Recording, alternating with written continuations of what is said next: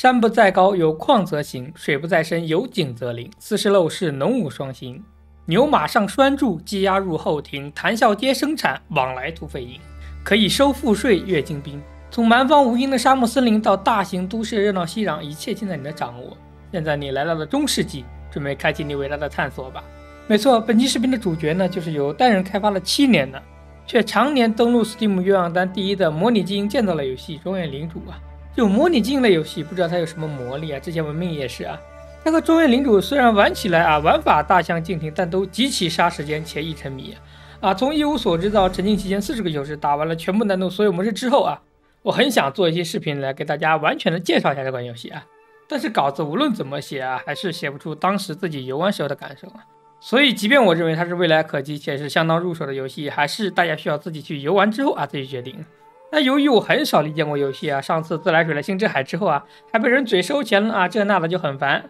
啊。但是碰到喜欢的总不能不表达出来吧，所以说这次呢学聪明了，先叠加啊。本期视频呢非常单没收钱，我喜欢不等于适合你，请先学会独立思考加判断，且不要妄想通过 Steam 的退款机制尝试啊，因为2小时很可能不够。好，那么介绍完了周边信息前言之后啊，下面重点就带大家详细了解一下这款游戏吧。庄园领主啊，顾名思义呢，咱们要扮演的就是中世纪英国社会当中的庄园的拥有者和管理者。你需要从一开始的土地分配使用、生产建设管理，再到城镇的建设规划内呢需要维持秩序，外则需要抵御抗敌。和我以往玩过的模拟建造类游戏不同啊，本作中你需要操纵每一个单位啊，即便后期啊建筑上百、人口爆千，你仍需要决定每一户的具体运作啊。对，这里我把量词改成了每一户啊，因为游戏里的单位是以户为基础的，其中包括了丈夫、妻子、子女啊，他们分别对应不同的职责啊。比如说啊，我选择让一家去伐树或者是打猎，那么重活呢只能男丁干啊，妻子可以帮你运输一些食物，或者说牵牛帮你运输物资。你点开建筑人手，可以细节的看到他们分别在干什么。当然，如果你还想更细的话，你可以直接切这个领主模式进行观察。但目前视角呢，这EA除了观战以外啊，没有什么进一步的玩法。回到外面，说到第一点，就是我最喜欢的功能——自由建造。你可以肆意的安排建筑位置，划分功能区块。路不一定要是直的，房子呢不要求你是方的，市场、农田、牧场通通可以自由规划。它没有建筑之间的强行绑定，没有网格的束缚限制啊，没有当然它也没有剧情、骑兵、AI 对手不能引给劫啊等等等等。虽然限制很少吧，但是为了提高效率啊，你仍需要遵循城市发展的基本规律。你的初设设施最好要紧贴，仓储市场呢要位于中间方便周转，住宅呢工业四周而起，重工业呢放置于外围，且生产设施到中心市场之间呢要有足够的仓储啊进行中转。这一切的基础呢就是人口。纵观游戏这个极其简单的面板呢，右侧是我们的物资信息，左侧呢则是人口、住房以及关键的指标满意度。所以咱们的整体发育思路就是先通过打猎、采水果、伐木满足基本的食物燃料需求，进而呢开展手工业、教堂，满足信仰需求以及丰富基础的生活必备品。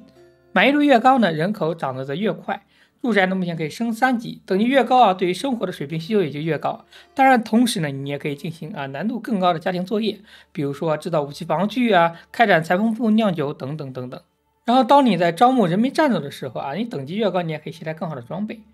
随着人口的日益扩大，就需要更多的食物所以还需要配套农牧场以及相关的周边设施。当然如果你没有产能呢，你还可以开贸易战，与外界进行物资的交换。随着城镇的等级慢慢发展，还可以获得一定的开发点数大致分为农牧、森林、工业及贸易4个发展方向。你需要根据初始随到的地界的状况呢，来大致判断发展的前景。但是由于目前这个 EA 版本的不平衡导致工业加贸易路线是可以适用于所有的开局的即便最高难度强势到你可以直接跳过农耕时代发展第2产业，然后利用经济的强势呢来倒补第1产业缺失导致的食物缺乏等一系列的问题。同时呢还能填充国库，发展军队，外贸取消关税，加2级无限矿资源呢，直接就可以2级房造盾工，或者说锻造铁板瓦片开卖。我觉得正式版这2应该是要挨刀的，因为其收益是碾压按部就班的农业发展的。然后就是第2点呢，我觉得这个游戏做的最出色的就是它颇具细节的城镇建设过程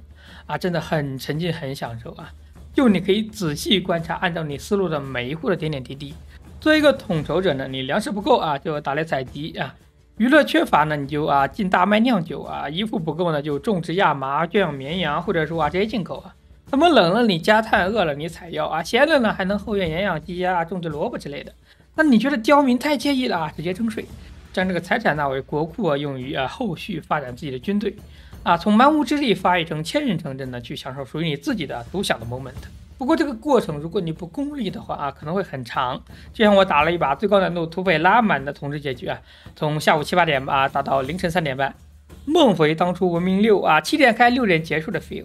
战斗方面呢，前面说了，每户都有3口人啊，所以说男丁就是咱们的预备役，只要你满足他们基本的武器防具需求啊，就可以在招募的时候把他们拉出来。有钱的也能雇佣一下佣兵，然后跟着你的罐头随从一起呢，踏破每一处盗贼营地。哎，你没听错啊！现在你可以看到的敌人除了最终宣战以外这种打土匪了。他不像文明那样开局猴子棒子探路都能打一架战斗方面还是很符合那个时代的目前就出使的4个兵种以及自己建造庄园时招募的24个随从。你能做的呢，就是提前安排他们的站位，然后他们就会自动开打。要诀就是敌进我退，敌疲我打。那么问题来了，这么多 NPC 一起运作，再加上战斗之类的，会卡吗？会。就以我还没达到 B 站人均水准的1370K 加4080的配置来说游戏过程中只卡过一次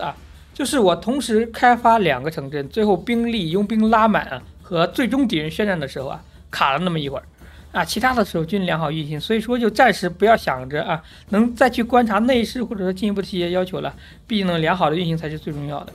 然后回到战斗的部分呢，你打开这个随从编辑，我们可以看到这里还是有很多的待开发选项的。不仅如此城镇发展的 build 可以签署的政策以及生产相关的几乎都没开放，这边就导致 EA 也就是26号你们可以玩到的版本呢，中期开始可玩性不佳，后期呢会变得很乏味。所以目前来说这个游戏最好玩最有趣的就是前中期的发育可能他们也觉得如此。所以说当你影响力足够了之后你可以花1000向没有主的领土进行宣战占领，或者说花2000向其他有主的领地进行宣战。影响力获得的主要手段呢，就是剿匪或者说颁布11税。在占领其领地之后，你就可以重新发展一块副领地了。值得注意的是这两者之间资源除了国库以外都是独立的，所以呢，你又可以再来一遍相对有意思的前期发展了。不过虽然说它是独立的，你仍旧可以建立比如说打包站，去买点骡子然后打包呢将物品呢换到新的领地。因为它没办法直接打钱，但是你可以通过运送物资再通过贸易倒卖来加速其发展呢，也算曲线救国了。但其实这个时候已经意义不大了，但也不是全没有发展副城镇的必要。就像前面我说过的随从你把你庄园敲出来就可以招募12个随从你把庄园的所有设施配套都敲了呢，就可以招募24个。然后附属城镇呢，你可以什么都不发展，直接运送物资过去敲庄园，就可以再拉24个，等于每多一块地你就可以多出一队随从它的输出还是相当可观的。当然缺点就是打了1、2场之后就没有什么强烈的对手了，属实可惜。到这个阶段估计你也开始乏了主城已经完全自洽了，土匪刷得很慢，你想征服呢影响力也不够，只能多捐一点来换影响力，然后开12倍速盯着右上角的进度条，等到它满了之后开始宣战。这个宣战就比较直接了，他给你画一块区域你们俩需要在此决战，赢了呢就直接拿下。所以呢战斗方面体验也就一般。然后开发部也发了一个公告说庄园领主既不是要和全战竞争，也不是对标帝国时代星际争霸的战斗，它的战斗强度不高主要的呢还是城镇的发展。那么最后咱们来总结一下，集中复述一下目前所谓的缺点兵种匮乏，缺乏足够智能的对手，战斗体验不够丰富，政策限制，中后期发展力度不足，且发育路线极其不平衡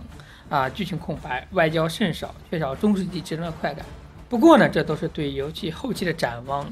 不管是游戏里还是 Discord 呢作者的答复都能看到其弥补的决心